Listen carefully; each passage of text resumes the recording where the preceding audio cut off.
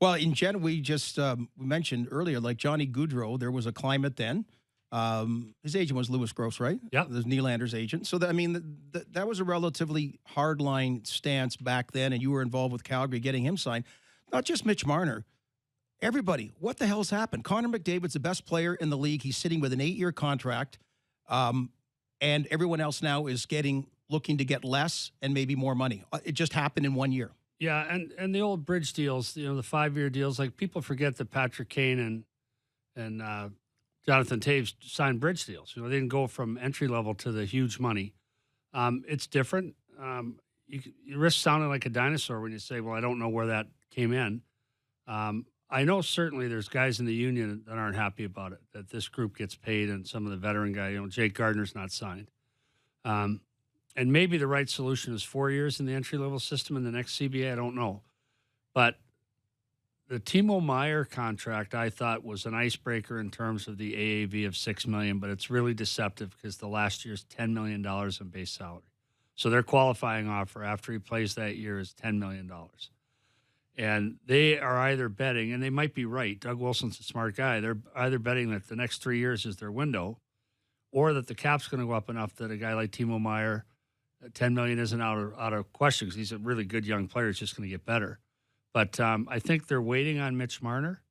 I think the 5-year term that Auston Matthews got is problematic for some teams. I think agents are saying, well, we want 5 years. Walk us right to unrestricted. And teams are not willing to do that. I think the 5-year term might be an issue in the Marner negotiation. So not to fault the Toronto Maple Leafs for all of these problems, but certainly at the center of it, going back to Nylander, who got overpaid in my view. And again, I have a great deal of respect for Kyle, but I don't think that contract was paid properly. And then the Matthews deal, I'm aghast at a 5-year term where you walk a guy out in 5 years. And I believe he's out in 5 years. I don't think Mitch Marner wants to leave Toronto. I think he'd like to be a Toronto Maple Leaf, and I think he'd sign a longer-term deal. I don't know Mitch. I've never asked him, but that's my sense. So I think a lot of guys are waiting now. They don't want to sign a deal and then have Mitch Marner come in and get 5 years at 11 or 5 years at 10, and they just did a 7-year deal for $6.5 or $7 million. So I think it is holding things up. So you, just because I don't want to mishear you, you believe Auston Matthews leaves Toronto 5 summers from now? I'll bet a very sizable amount of money that he does. Why? Because of the tax differential.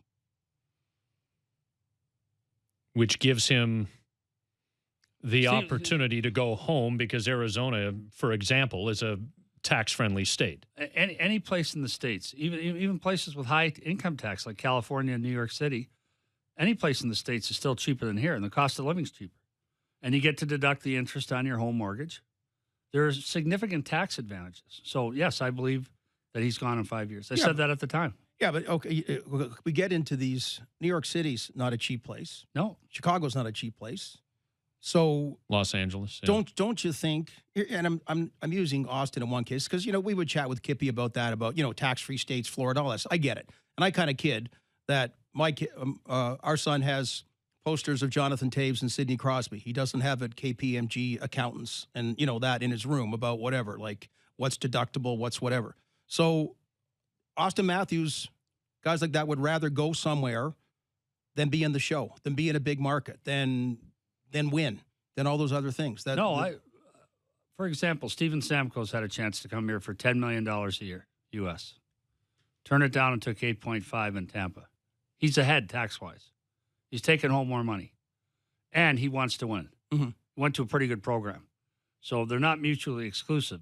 It's not that Auston Matthews doesn't want to win. There's other teams besides Toronto that are trying to win. But that's the team that drafted Stamkos, much like Toronto's a team that drafted Matthews. I'm just talking about your first team, if it's a good situation, if it's a winning situation, a winning environment. Yeah, and that's what you hope for.